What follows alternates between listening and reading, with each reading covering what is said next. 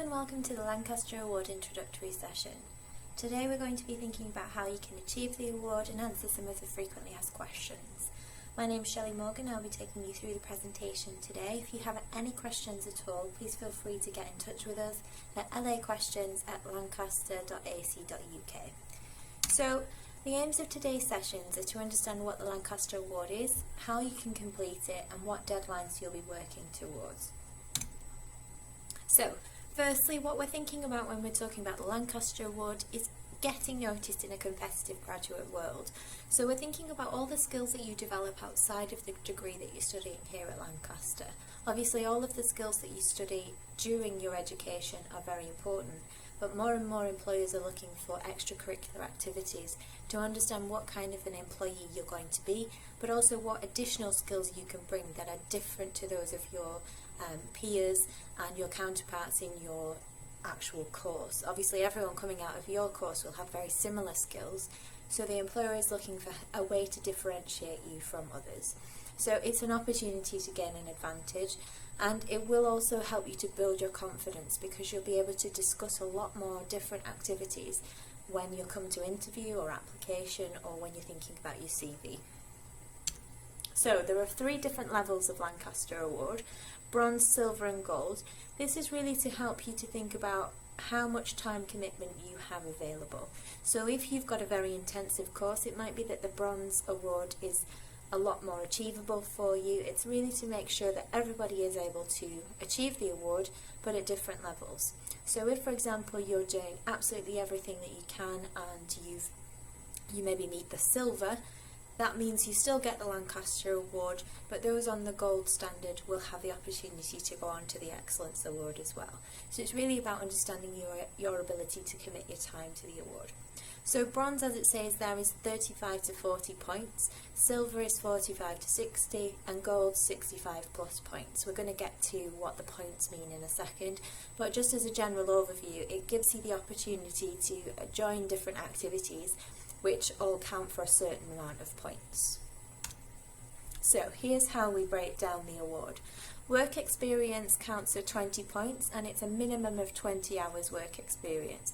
When we're thinking about work experience, it must be an actual period of work experience, perhaps on campus, in a campus bar, in a campus shop, or it might be outside of campus. It might be an internship or a part-time job in town. What we're not looking at on work experience is things like tour guiding and that kind of thing, as that comes under campus. So then we look at the campus activity that counts for 10 points. Now the campus activities are right across the board. We'll get into more detail in a second. So for campus activity, it might be something like getting involved in your college, it might be something like a society. If you go and work on an executive team for a society, that also counts. But what you need to think about with campus activity is how you're giving back to the campus. So we are looking for it to be a Lancaster example. If you're a postgraduate student, you can use other examples for all of these except for the campus activity, because that must be in the local area. So for the careers workshops, as it states there, you can do a maximum of 4, but they do each count for 5 points. So if you've got a range of different things that you've achieved through your workshops, what we're looking for is not necessarily for you to be able to articulate the workshops, but articulate the kinds of skills that you've developed through those. So we won't be accepting any submissions that have career workshops as an example during the skills bank, which again we'll get onto in a second, as that's about self-reflection after each of these activities. So the volunteering side of things, again 15 hours for 15 points. Volunteering itself is thinking about how you're influencing the community. So that could be your home community, or it could be the Lancaster community. If you also have been abroad or done something similar in an international capacity, then you can use volunteering abroad as well. That's absolutely fine. So we'll just give you a little bit more detail about what's expected from each of the activities. So for campus activities, there are a few different categories within the campus activity. You get 10 points for each of these, and there's no time limit on them, so you can build up your points that way. You might be thinking about something in the curriculum, so it might be a course representative where you're thinking how you can improve the course as a whole, and you're talking to students and also the tutors on that course. It might be a student mentor if you're helping somebody out and you're thinking about how you can improve your skills for teaching, for example. So think about things that are of interest to you. We don't want you to tick the box just to get the 10 points. Think about something that would really benefit you. So it might be that you're really interested in a society. We don't have to concentrate on being an executive member. You can think about being an active member of a society, and that counts for just as much, so don't worry too much about that. You might want to do some representing on for freshers or something similar, and you might want to do tour guiding. Now, it's important to remember that tour guiding does not count as work experience. We do count that as campus activity, regardless of whether you're being paid for it, because it's not an intensive experience like a work experience would be. So think about volunteering. 15 hours is an absolute minimum, but you don't have to restrict yourself to that. Obviously, if you're interested in doing more volunteering, more community work, then do as much as you can. 15 points per activity with a 15-hour minimum. So if, for example, you are a representative at the Samaritans, but you also volunteer at animal care, then that's 2 different sets of volunteering. So you can build up your points that way as well. You don't have to have something from every single box. So you could be thinking about this internationally as well. So if you've gone abroad over the summer or over one of your vacation periods, all of that works, all of that counts. Work experience, we have some fantastic opportunities to gain work experience, and those are easily found by using the Employment and Recruitment Service. If you haven't used the ERS service before, please feel free to take a look at the website, but also take a look at the window at the base. We have a desk there available for anybody who's got questions. So it can be full-time work or part-time work, it could be an internship, it could be a Saturday job. We're not thinking about necessarily the length of time after that 20 hours minimum, so it could be that you've done the 20 hours and that's all, but if you've done more work experience than that, put that down in your activities checklist, which we'll get on to. So we do also have a dedicated page on Target Connect for future opportunities, so if you're looking for something now, then please feel free to take a look at that website as well. So for your careers workshops, they're very specific about what kinds of things you can and can't count towards the Lancaster Award. Employer recruitment events don't count for a very specific reason, and that's because you're not necessarily gaining any skills while you listen to somebody talk about their opportunities. So what we're aiming for you to do is to learn something in each of your workshops. So we have run a lot of different types of workshops as well. So there's insight courses, focus on courses, which you might have seen online already. These are all accessible from our Target Connect site. Those kind of courses will give you insight into different areas. So for example, it might be a sector, or it might be a particular skill. The focus on courses are often delivered by employers, but they also have the skills available in them that we would accept them for the Lancaster Award. Career management tool workshops, again, employer skills sessions. And also we have experience sessions like the assessment centre and Selling You. So Selling You gives you the opportunity to conduct activities which will help you to think about your set of skills and how you're actually articulating those to an employer. So here's a possible points combination for a bronze level. As you can see there's no specific way of doing this. You can use a culmination of just all the same things. If you want to do work experience, and that's 2 sets, so you'll get 40 points. You get one work experience takes 20 points, so you can see where we're going from there. You only need 35 points to get the bronze award, and then there will be some articulation and reflection after it. So you can see from that slide that there's quite a lot of different combinations and ways that you can achieve it. The same goes for the silver. Obviously we're looking for a higher combination of points, but you also can double up on some of the activities. So for example, if you've got a lot of volunteering experience and you've got 3 different types of volunteering, all within the time you've been at Lancaster University as a registered student, you can use 3 sets of volunteering and get yourself 45 points. Again, with the gold is a lot more difficult to achieve for the very reason that we want to reward people who are giving more effort and spending more time on the Lancaster Award. So there are a lot more different ways that you can achieve it as well, and these are just some of the variations that you see there. We would recommend that you think about a variety of different options and a variety of different activities, just because that will give you the best kind of experience. But if you want to specifically look at an area, say you're interested in teaching, for example, and you want to become a teacher and you need to gain different types of teaching experiences, this is a fantastic way to get rewarded for the different kinds of experiences that you've had. So please make sure that you're thinking about what you're interested in, maybe your career goals if you started to think about those. If you haven't started to think about your career goals and you'd like some help with that, we also run guidance appointments that you can book onto to receive some more support. Okay, so if you're interested in registering for the award, you can see from this screen on your dashboard that you go to Lancaster Award on the left hand side under Online Student Services. It's third from the bottom. Once you click into Lancaster Award, you'll see the Applied screen. You need to select Applied. Nothing will necessarily happen on this page after that, but what you can do then is go to your modules. Now it is a slightly tricky thing because you need to go to your final year modules, just because that's when it will register that you've completed the award for your transcript. So go to your final year modules and you'll select Lancaster Award. Okay, so if we're thinking about the assessment criteria for Lancaster Award, which is of course is what you're looking to understand today, is we do ask for slightly different things depending on which level you're interested in. So if you've chosen bronze, you will do the activities checklist, which just shows to us that you've actually achieved the points. Now the activities checklist is downloadable from your module, so that's easy to find on there. We'll ask you to do 3 skills from the skills bank, which will be written, or you can do an online interview. That's 3 skill questions and 2 general questions. Now that's very important because the activities checklist is actually linked with the skills bank. It comes under the application section.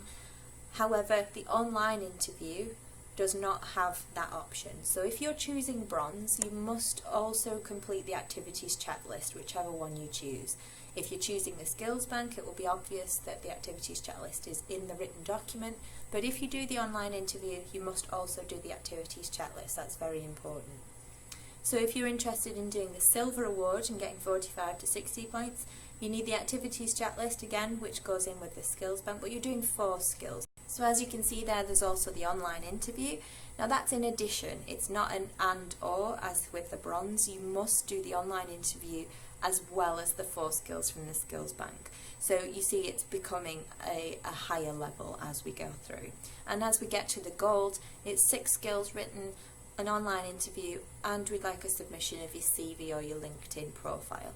So the skills bank, we will give you support to achieve that, but as that's one of the main parts of the award, we'll also ask that you only send 1 skill in for review, and we will review that, give you some constructive criticism, and then ask you to complete the rest of the skills bank on your own.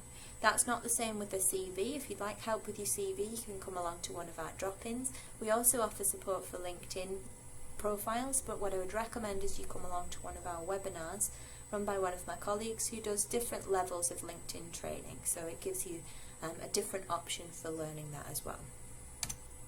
Okay, so this is what the Lancaster Award Activities Checklist looks like. You will be asked to give yourself the points that you've achieved, so we will be looking at how you've actually interpreted that information, and we will review it afterwards to make sure that it's accurate. So it gives you the opportunity to tot up what you've done as you go along, so you've got a running total there. So this is what a skills bank looks like. We give you a little bit of a prompt that just tells you what kind of things we're expecting from the skill that you're being asked to demonstrate. It's really important that you read that. We would definitely recommend that you take a little bit of time to just understand what it is that we're asking you for, because what we tend to find is students go with their own interpretation of the skill and don't necessarily give us enough information or what we're looking for. So it's very specific. We want to know what the situation was that you were in, the task that you needed to achieve, but mostly focusing on the actions and the results. If you think about this in terms of percentages of your response, the situation should be no more than 10%, task should be no more than 10%, then you'll have your action section at 60% and your results section at 20%. So you can see there that there's a definite distinguished difference between those sections. We don't want too much context, but we want to know how you situated yourself in the task and what the general situation was. That can be achieved normally in one sentence, so you don't need to go overboard on that. What we're looking for is the actions that you took, and that will form the process that's personal to you. So if we're thinking about planning, for example, as it's on the screen, if you're thinking about planning, what we don't want to see is that I planned something, this is how it went. What we want to see is the process that you used in order to plan it effectively. So if your planning style is that you plan 1 week in advance and then you have checkpoints at each day or something similar, then that will give us an idea of what your individual process is. The same can be said if you did something in a team. If you planned something in a team, we want to hear about your particular contributions. Not necessarily everybody's contributions in there, but you can situate it in terms of the delegated tasks, how individuals did their section, and what kinds of things you learned from that. So in the results section, we're not looking for you to think about what you enjoyed about the task. What we're looking for is the actual qualitative and quantitative results. So if you're thinking about the amount of money raised at an event, or the time it took you to achieve something, or the quality service that you provided and the feedback that you gained on that, please be very, very aware of this, because what we often see in the results section is that people talk about how they felt something went or how they feel about it in general, which is not what we're looking for. Okay, so as you see there, the STAR technique has been broken down for you. Now I would say that it's 10%, 10%, 60% and 20% at the end there, but as you can see there's a little bit of variation, because sometimes some different types of examples need that little bit extra information just to situate yourself. But what you're thinking about definitely is the concrete actions, as it says there. Always present yourself as the driver of a successful outcome, rather than thinking about what the contribution of others was. Concentrate on your own contribution. So the skills bank is assessed in a very particular way, and there are 4 sets of criteria. Now we're not going to penalise you too much on spelling and grammar. For example, if English is your second language, if we can understand it and it makes a lot of sense, then we're not necessarily going to spend as much time on the spelling and grammar, but we do expect you to have it proofread. Structure of your answer, does it meet the STAR criteria that we've just discussed?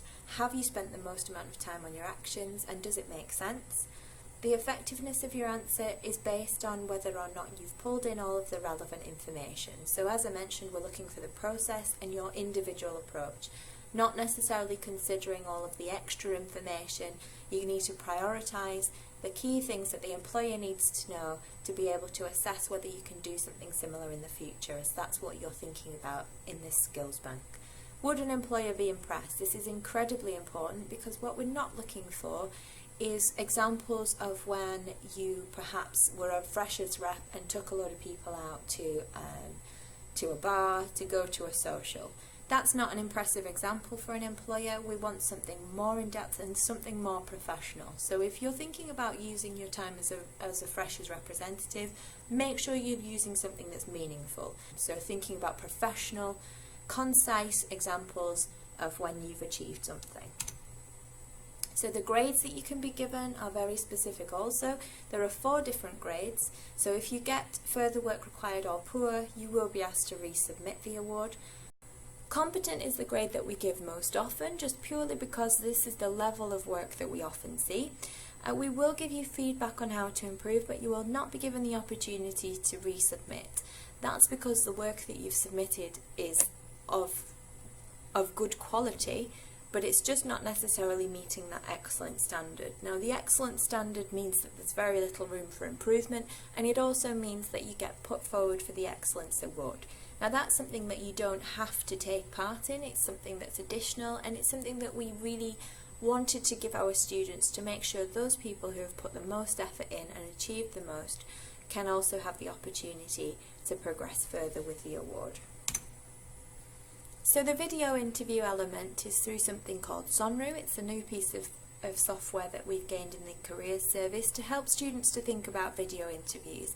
You'll see this more and more in the recruitment process for graduate schemes. It's an easy way for employers to be able to sift through applications and understand people's competencies based on questioning you would find at a face-to-face interview, but that you'll see in a video format. So you will be asked some specific questions. As we mentioned before, there are 3 questions based on your competencies and 2 based on just general information. So for example, why did you decide to do the Lancaster Award? You can see there that you're given a specific amount of time to read it, and then you have a certain amount of time to answer the question as well. If you are looking to do the gold standard of the Lancaster Award, you will be asked to submit your CV or LinkedIn profile.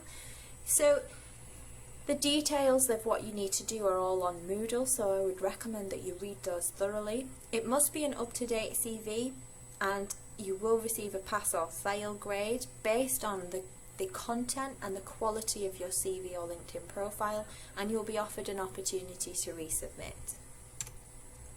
So the Lancaster Excellence is a fantastic opportunity for those students who've done the gold level. It's awarded for anyone who got the excellent grade in their skills bank, and it's very important to note that that's on the first submission.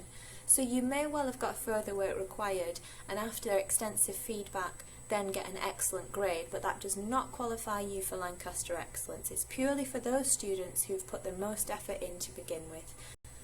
As I mentioned earlier, you can get help with your skills bank, so this is the reason we invite you to do so, is because you can improve the quality of your Lancaster Award submission. It will improve your chances of getting to Lancaster Excellence, and if that's something that you're really interested in doing, please do make sure you take up the opportunity to speak to one of our advisors.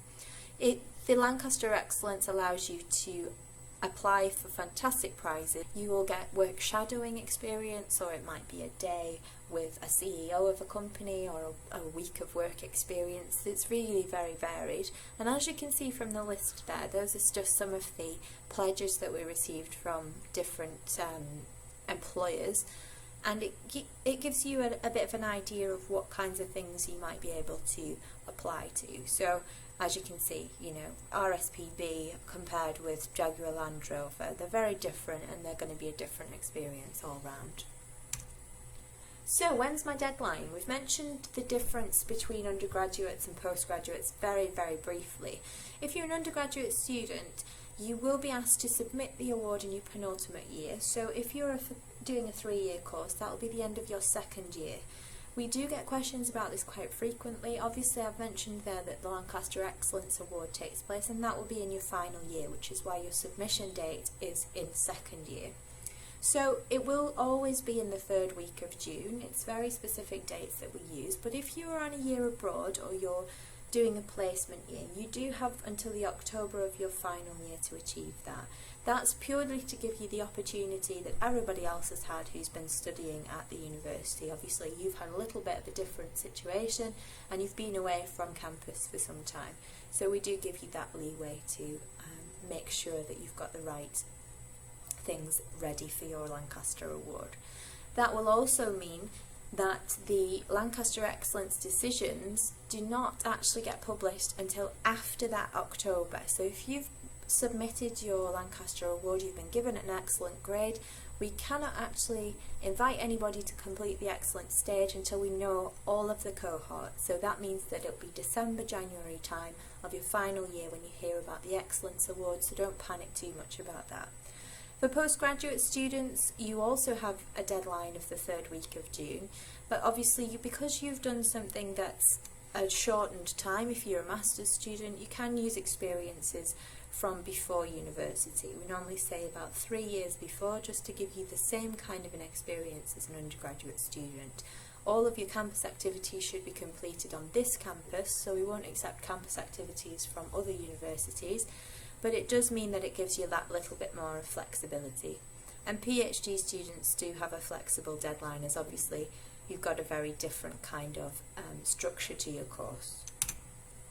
So on Moodle you'll find everything that you need. The activities checklist template and some guidance notes are very, very particular things on there that we would recommend you read straight away. The activities checklist, download that so that you can start working on it immediately, and the guidance notes are there to give you an opportunity to get ahead for the Lancaster Award.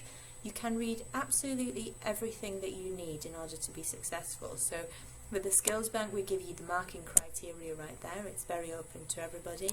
We give you some guidelines and a template for what you can for what we'd expect you to complete. You get the one skill submission opportunity, as I mentioned, and there are some successful examples from past students. Now this is a very particular thing we would recommend you do not do, and it has happened several times, which is why we have to mention this. Do not cut and paste the successful examples, because we know those examples inside out and we marked them previously. So please don't use them as a cut and paste activity. We will notice that. Use them as some inspiration for your own work. And we also have some frequently asked questions on there as well. So if you need any advice and support to get going, this is very much it's very much an independent endeavour. So if you're interested in the award, you can get as much support and one-to-one help as you want or need. So we don't necessarily have a structured process for the award. That's just based on what you can achieve and what you feel you can do feasibly alongside all of your studies. But you can receive as much help as you want. We run drop-ins every single day in the base, so if you've got a Lancaster Award question, please feel free. We also have more information on our website, and there are a lot of resources to help you on Moodle, as we've mentioned. But please do come and speak to somebody if you're having any trouble with it. So that's the end of the presentation. You can now tick off that you've been to the Lancaster Award introductory session, but we would recommend that you think about every single piece of the award before you start it to make sure that you've understood everything off. Thank you very much for your time. If you have any questions, as I mentioned, please call into one of our drop-ins, or you can email laquestions@lancaster.ac.uk. Thank you very much.